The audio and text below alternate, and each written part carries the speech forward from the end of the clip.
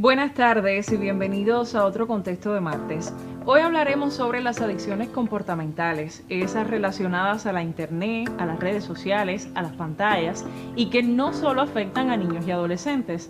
En eso estarán de acuerdo conmigo. Incluso no traen las mismas consecuencias que las relacionadas, por ejemplo, a las drogas, pero son igual de preocupantes.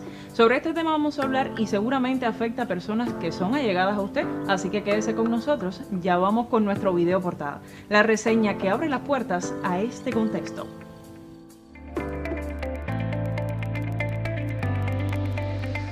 La bibliografía médica define las adicciones comportamentales o sin sustancias como entidades clínicas en las que se dan una serie de conductas impulsivas y repetitivas que se caracterizan por pérdida de control sobre la conducta, fuerte deseo de compulsión para llevarla a cabo, así como malestar o angustia emocional con persistencia en la conducta a pesar de las graves consecuencias.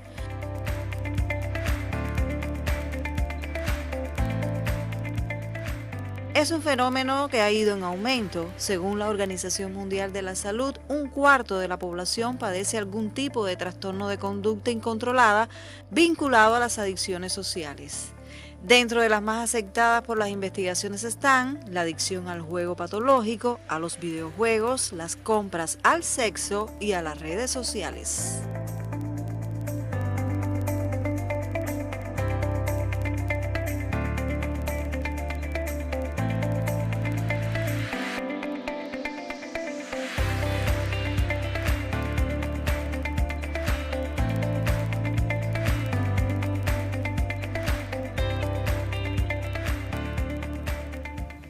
Ya lo adelantaba nuestra reseña, vamos a hablar sobre las adicciones comportamentales y para ello vamos a hablar con la doctora Yanara Calzada Urquiola, quien es la jefa del Servicio de Psiquiatría Infantil en la provincia. Buenas tardes, primera vez que te tengo en el programa. Sí, buenas tardes también para ti y para los televidentes. Bueno, Yanara, algo que añadir a este significado que se le da a las adicciones comportamentales, a este concepto. Sí, a ver, un concepto que dieron bastante completo, porque conceptualmente tanto las adicciones comportamentales como las adicciones a sustancias se caracterizan fundamentalmente por eso, por ese impulso a consumir, en este caso como son comportamentales, ya sean juegos, existen adicciones comportamentales relacionadas, por ejemplo, con las compras, con la comida, con hacer ejercicio, que vemos con cierta frecuencia, aunque las adicciones comportamentales relacionadas con los videojuegos, no solamente los juegos en línea, sino también los juegos por apuesta, son una de las que con mayor frecuencia se ven. Y las consecuencias, por supuesto, son muy parecidas a las adicciones a sustancias químicas. Hay un estado de dependencia que puede traer consigo consecuencias negativas tanto desde el punto de vista psicológico como desde el punto de vista físico también, porque muchas veces el tiempo que dedicamos o las conductas de riesgo que asumimos a punto de partida de estas adicciones comportamentales pueden también traer daños y afectaciones desde el punto de vista físico a las personas. Por ejemplo, ¿cuáles pudieran ser estas consecuencias psicológicas y físicas? A ver, depende mucho de qué tipo de adicción comportamental estamos hablando. Por ejemplo, la que vemos con bastante frecuencia en los jóvenes, los videojuegos, que puede convertirse en una adicción comportamental. Cuando hablamos de daño desde el punto de vista físico, podemos hablar de alteraciones desde el punto de vista visual. Pasamos mucho tiempo frente a las pantallas, a veces se le pasan horas y ni siquiera se dan cuenta. Muchas veces con los dispositivos electrónicos muy cerca, sobre todo los celulares, las tabletas, están muy cerca y eso puede traer alteraciones visuales. El sedentarismo es mucho tiempo sin actividad física, sentado o acostado, entonces esto trae consigo sedentarismo y las alteraciones en el sueño. Duermen hasta, es bastante frecuente. De hecho, en el periodo de COVID se vio con muchísima frecuencia y hoy en día también. Pasan muchas horas en esta actividad, en los videojuegos, sobre todo cuando hablamos de actividad en red. Sabemos que en la madrugada los jóvenes la aprovechan, quizás por la conectividad y eso, y entonces vienen las alteraciones en el sueño. Y al otro día no funcionan adecuadamente, están cansados, están agotados. Y desde el punto de vista físico, de psicológico, por supuesto, hay manifestaciones de ansiedad, puede haber impulsividad, ataques de ira cuando retiramos el dispositivo. Depende mucho de qué adicción comportamental estemos hablando. Incluso relacionado a las pantallas, he podido constatar en la internet de la buena información que nos proporciona la internet, y no precisamente como una adicción, pero sí buscar esa información que nos es diversa y muy, muy rica. Pues se dice que justo antes de dormir, en ese momento que ya estamos en la cama, cogemos el teléfono para revisar las redes sociales, nos entretenemos viendo videos, etcétera, y esto, lejos de pues propiciarte sueño, que creo que es la mayoría de las personas piensa que no, porque eso me da un poco de sueño, ya caigo rendido, ¿no? Es es algo contrario a eso. Es todo lo contrario. De hecho, lo contraindicamos. O sea, los especialistas de la salud mental contraindicamos el uso de cualquier tipo de dispositivo móvil electrónico antes de dormir. ¿Por qué? Porque aunque no lo veamos, ellos emanan unas luces azules que activan determinadas áreas del cerebro y no permiten que se secrete adecuadamente la hormona del sueño. Por tanto, no vamos a dormir como se supone que íbamos a dormir si no tenemos el dispositivo electrónico. Además, si estoy frente a la pantalla es porque estoy consumiendo un contenido que es atractivo, que me gusta. Eso hace que tenga que centrar mi atención en él. No van a poder conciliar el no sueño. Es el momento para buscar esos contenidos. Hay que buscar, sobre todo en ese momento de acostarnos a dormir, actividades que sean más pasivas y que esté bien alejado de cualquier tipo de dispositivo electrónico. Bueno, ahora mismo me siento reflejada porque mi esposo y yo vemos una película antes de dormirnos. Tengo que confesar, me quedo rendida enseguida, pero pues como ya ustedes escuchan de la doctora, no es aconsejable. Esto clasifica también entre esas luces, como ya lo decía la doctora, que emanan las pantallas y que no es bueno para el sueño. ¿Cuál es la incidencia desde lo profesional, que además está al frente de un servicio muy importante? ¿Cuál es la incidencia que tienen estas adicciones comportamentales en el país, en la provincia? A ver, realmente Cuba no se aleja, sobre todo en estos últimos tiempos, de cómo se está comportando el mundo. Sabemos que tenemos un mayor acceso ahora a la tecnología, al internet, y entonces sí se ha ido incrementando a lo largo de los años, sobre todo en los últimos tiempos, el consumo sobre todo de lo que son los videojuegos, los juegos en línea, cada vez niños más pequeños. Ya tenemos escolares de 7, 8, 9 años que están conectados en línea con los videojuegos que estén de moda en ese momento. Por tanto, sí constituye una problemática, sobre todo eso relacionado con los juegos en línea, el uso del internet en cualquiera de sus formas, y ya cuando son un poco más grandes, otro tipo de adicciones comportamentales, dígase por ejemplo la adicción a determinados alimentos, los juegos por apuestas que también se presentan, pero sobre todo en jóvenes un poco más grandes. Yo creo que estos comportamientos desde edades tan tempranas puede provocar que esos niños, luego adolescentes, luego jóvenes, tengan también problemas de socialización. Sí, por supuesto.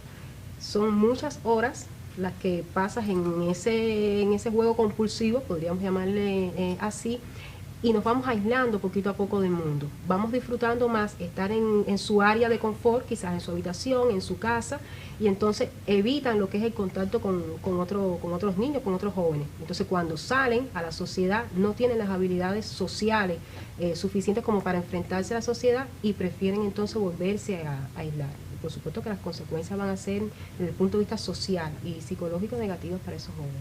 Bueno, pues ya usted lo sabe, mamá, papá, abuelo, aleje un poco a los niños de las tecnologías. Vamos a hacer una pausa en nuestro programa y de regreso estamos con más.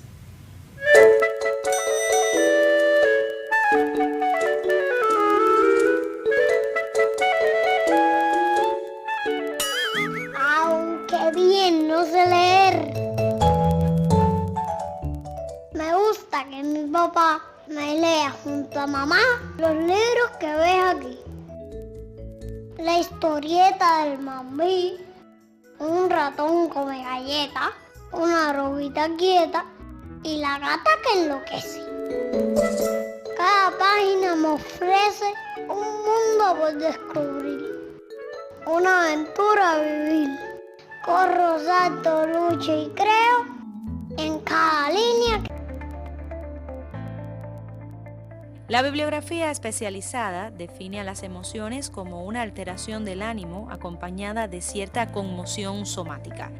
De hecho, son reacciones naturales por parte de una persona que hacen al individuo ponerse en alerta cuando aparecen situaciones que pueden suponer amenaza, peligro o frustración, entre otras. por lo que ocasiona reacciones fisiológicas como la tensión muscular o el incremento de la tasa cardíaca o de la respiración. Para los especialistas, el control emocional debe lograrse al entenderlas y controlarlas, por lo que ayuda a manejar acertadamente los problemas, mejorar la autoestima y disminuir el desgaste psicológico, entre muchas otras bondades.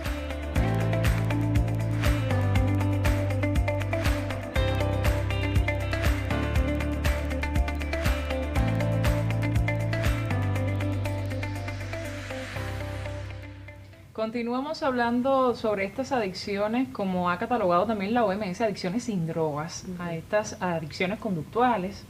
Y hablamos de la incidencia de estas adicciones a los videojuegos, a las pantallas, a las tecnologías en la sociedad actual y sobre todo el auge que va teniendo en edades muy tempranas. ¿Cuáles son los grupos etarios que más llegan? O sea, sé que ustedes dividen por subgrupos, la niñez, luego la adolescencia, que llegan con este tipo de problemas. Sobre todo en los adolescentes. Sabemos que la adolescencia es un periodo que dicen que es complejo, pero no, lo que hay es que disfrutarlo.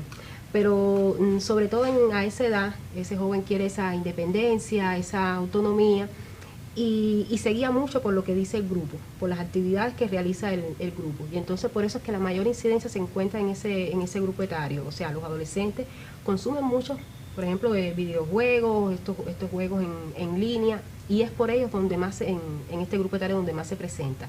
Aunque no es menos cierto que se nos están ya dando casos de niños en etapas un poco más tempranas, incluso desde la etapa preescolar ya se dan algunos casos de niños que desde pequeñitos les damos un celular, le damos una tableta, un iPad, y cuando retiramos entonces vemos reacciones un tanto desproporcionadas, que es como cuando si estuviéramos quitando una droga desde el punto de vista químico. Hay llanto, hay gritos, hay dificultades con el sueño.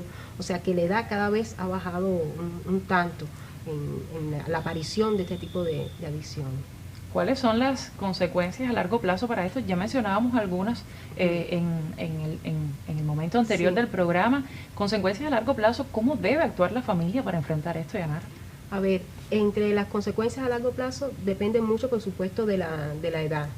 Pero sobre todo en esta etapa infanto-juvenil, los niños, los adolescentes, vemos muchas dificultades en el área escolar. Un niño que no duerme bien, que está todo el tiempo conectado. Y estamos hablando en este caso, por ejemplo, de la adicción a los videojuegos, pero hay, por ejemplo, adolescentes que tienen una adicción comportamental, pero, por ejemplo, a realizar ejercicio. A las redes sociales incluso. A las redes sociales pero también. Bueno, saliéndonos de las pantallas, ¿te refieres? O sea, que hay otros también, que entonces pueden provocar alteraciones en el área escolar. Están cansados, están agotados, no rinden igual, les puede traer dificultades en la atención y la concentración, y más atrás entonces viene el fracaso escolar.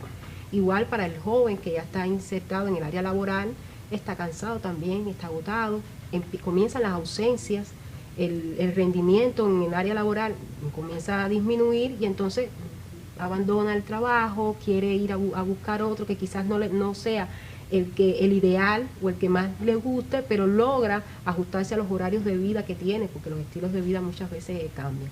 O sea que realmente desde el punto de vista físico y psicológico pueden haber muchas consecuencias a mediano y a largo plazo. Y la familia y cómo prevenir realmente este fenómeno viene desde la familia. O sea, es donde primero estamos insertados todos, de etapas tempranas de la vida. Yo siempre digo que los padres tienen que estar informados, deben estar preparados a enfrentarse a un mundo cada vez más conectado, a un mundo donde las relaciones sociales se establecen de forma diferente, ya no solamente de persona a persona, también ahora es a través de las redes sociales. ¿Y cuántos peligros también traen las redes sociales en ese sentido? Por eso es que tenemos como adultos, como padres, estar preparados para ello. Para punto de partida de ello, bueno, establecer límites en los horarios, en qué contenidos pueden consumir y cuáles no. Hay que propiciarles espacios a los hijos para que hagan otras actividades. Si no se las ofrecemos, entonces ellos prefieren quedarse en casa. Pueden salir a jugar, a veces tenemos determinados temores, pero los niños, los adolescentes tienen que interactuar. Jugar en un parque, si es pequeño, bajo supervisión, sabiendo dónde es que está. Se pueden practicar ejercicio físico. Hay que buscar esas áreas que el niño y el adolescente disfruta para también ellos puedan hacer uso de ellas, poderlas explotar y no estén todo el tiempo en una misma actividad que los puede poner en riesgo. Y eso lo tiene que trabajar la familia, las escuelas también lo lo trabajan para entonces de forma intersectorial, o sea, de conjunto, poder evitar que caigan en una adicción de este tipo. Muy certeros estos comentarios a cargo de nuestra invitada de hoy. Vamos ahora a nuestra sección detalles.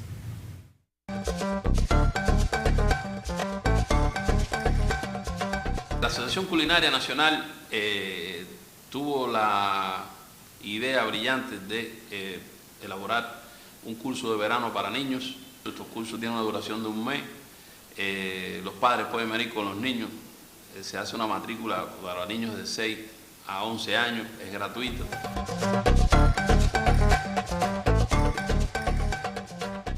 Aquí se les imparte clases a los niños para que aprendan algunos movimientos dentro de la cocina, algunos cortes, siempre cuidando el bienestar y la salud de los niños. Aquí les enseñamos a cómo se monta una mesa, dónde se ponen los cubiertos, por qué lado se sirve la mesa. También les enseñamos las figuras geométricas que dan en la escuela, nosotros se las hacemos aquí a las frutas, a los vegetales, les enseñamos qué tiempo se le da de cocción, dónde lo pueden incluir, cómo hacemos que ese producto con esos cortes le llame la atención al niño y pueda mejorar su alimentación.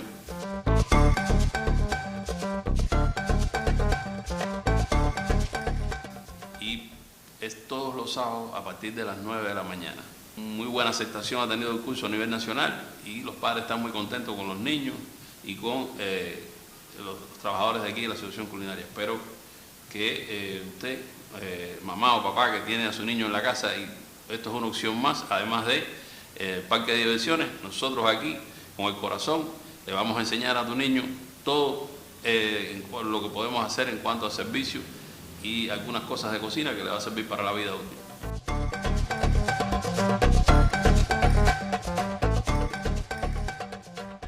Muchas gracias a nuestro buen amigo el chef Ángel Luis por estos consejos y mira qué bien, esta es una de las actividades que por ahora en periodo estival pueden insertarse nuestros niños y adolescentes en la provincia. ¿Qué otras actividades pueden estar en función de que esos niños, esos adolescentes pues dejen a un lado un poquito, aunque sea un poco más cada día, estas adicciones comportamentales, Yanara? Sí, a ver, se están desarrollando muchísimas actividades. Yo siempre le digo a los padres, lo que pasa es que hay que buscarlas, hay que buscar los espacios que existen realmente para los niños, y en este periodo estival han sido diversas las actividades que se han dado. Nosotros desde la salud mental, muy a tono con este taller que están realizando, estamos realizando también un taller de verano, un taller para escolares que los ayuda y los enseña a regular las emociones. Y entre las técnicas que estamos mostrándoles y las herramientas que les estamos dando está muy relacionado con esto, cómo emplear el tiempo libre, cómo manejarnos emocionalmente, y al mismo tiempo estamos sesionando un taller para padres, porque no solamente no solamente trabajamos con los niños, que son niños sanos, pero para evitar, por supuesto, que aprendan sobre todo a regular sus emociones. Al mismo tiempo estamos trabajando en un taller para padres, donde le brindamos a los padres herramientas para que enseñen a sus hijos y los ayuden también a regular sus emociones, para que aprendan estilos de crianza más democráticos, más adecuados. Y entre los tópicos que estamos abordando está relacionado también en cómo orientarles el empleo del tiempo libre en los hijos. Mientras más sanos sean, mientras más acompañados se sientan esos niños, porque tenemos que dedicarle tiempo de calidad a los hijos, eso es necesario. Por supuesto que evitamos que aparezcan no solamente estas adicciones comportamentales, sino todas las otras alteraciones en la salud mental y desde el punto de vista social que puedan aparecer, sobre todo en etapas tempranas de la vida. ¿Es primera vez que realizan ustedes este tipo de eventos?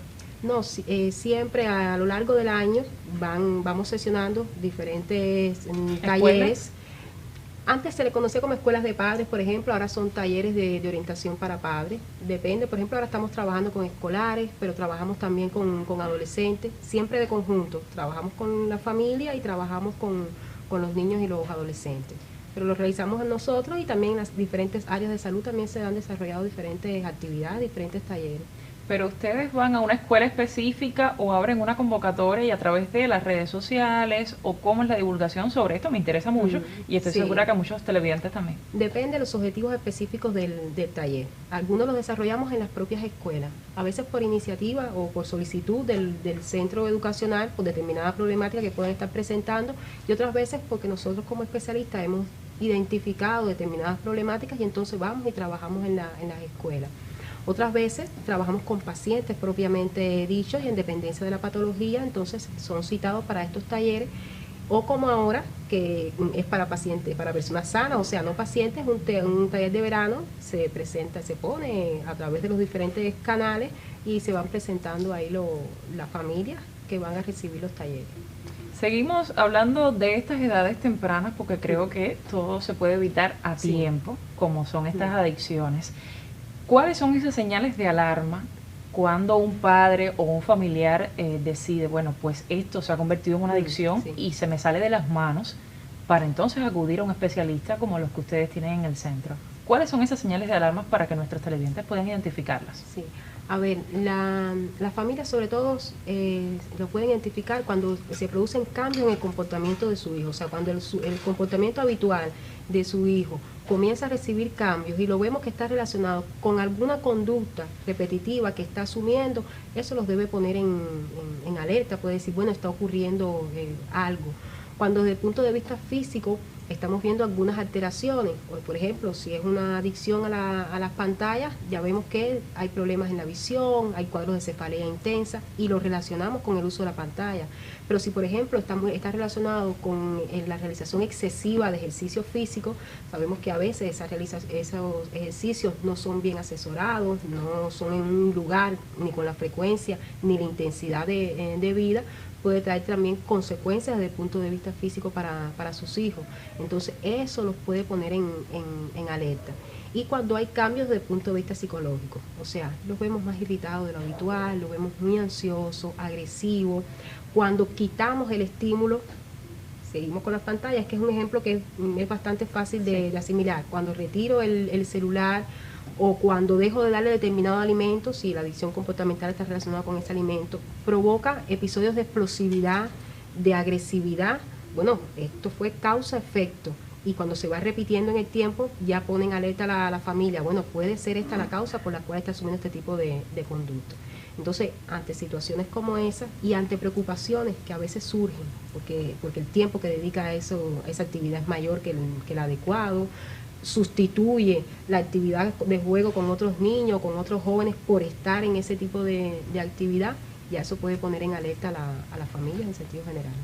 No es primera vez que tocamos este tema por su importancia, claro está, y siempre pongo el mismo ejemplo. Desde bien pequeñitos, incluso cuando esos niños no tienen casi conciencia o no tienen conciencia, mamá, papá, abuelo, la persona que está al cuidado de ese niño, lo pone a ver muñequitos y eso lo vemos como algo normal para que entonces esté tranquilito, o sea, podamos hacer los quehaceres del hogar, incluso si lo llevamos al trabajo por razones que todos conocemos, pues igual los ponemos con el celular para que estén tranquilitos, ellos se entretienen ahí, pero no sabemos, no tenemos la dimensión de cuáles pueden ser las consecuencias negativas para esto.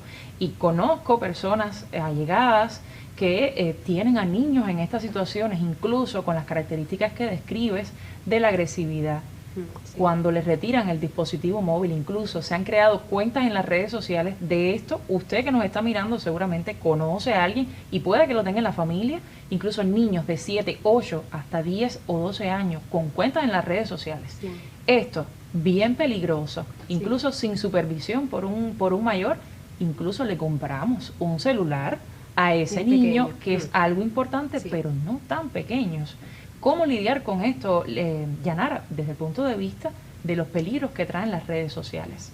Sí, a ver, por eso es que decíamos que quien primero tiene que estar informado son las familias, son los padres. Por ejemplo, los niños menores de 2 años no deben estar expuestos a ningún tipo de dispositivo electrónico, o sea, no tienen por qué consumirlo. Ya después de 2, 3 años, ya después de esa edad, tiene que ser con supervisión, acompañado de un adulto.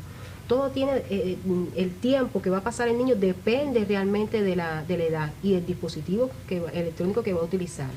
Las redes sociales existen y los jóvenes tienen algunos acceso a las redes sociales. Lo que pasa es que no es lo mismo el acceso que tiene que tener un niño de 8 años a un adolescente de 17 años, que dentro de poco se va a convertir en un adulto. Entonces, eso es lo que tenemos que ir viendo como adultos que somos e ir analizando. Un niño pequeño no tiene por qué tener un dispositivo, un celular. Bueno, si lo tiene, ¿para qué lo va a emplear? Porque no es menos cierto que a veces, por ejemplo, en la escuela se crean los grupos de WhatsApp, las tareas. Bueno, puede tenerla la mamá. Y el grupo de WhatsApp está la mamá, no tiene por qué tener un niño de 7 años. Y eso hay que hacérselo ver. Hay que, como familias, tener esa firmeza de que cuando el niño nos diga, pero si mis amiguitos tienen celular y tienen acceso a las redes, ¿cómo yo como madre decirle, tus amiguitos tienen acceso a las redes, pero nosotros como familia determinamos que ahora no es el momento, no es sano para ti? Entonces, eso es lo que tienen que ir trabajando como familias, pero con consistencia, y dándole la explicación al niño de los riesgos y los peligros que pueden existir cuando el uso es desmedido. Muchísimas gracias, Yanara. Gracias por estar aquí con nosotros. Nosotros nos despedimos con música, como casi siempre. Hasta el próximo martes. Nos vemos. Ella es más rollo que película. No puede estar ni un minuto sin pensar. Se disgusta con tan solo una mirada, una ocasión, un motivo para hablar. Mireia se mortifica y se complica en su evolución. Su pensamiento se aferra en una guerra en su corazón, sin razón. ¿Dónde está su amor? Mire la cara que tiene Mireia, la muchachita que en mi barrio se vio crecer. Un cañón, linda, adorada, preciosa muñeca. Estoy seguro que algún día la entenderé. Hace rato que a Mireia no se le ve por la vecindad. La muchacha que de siempre, si yo supiera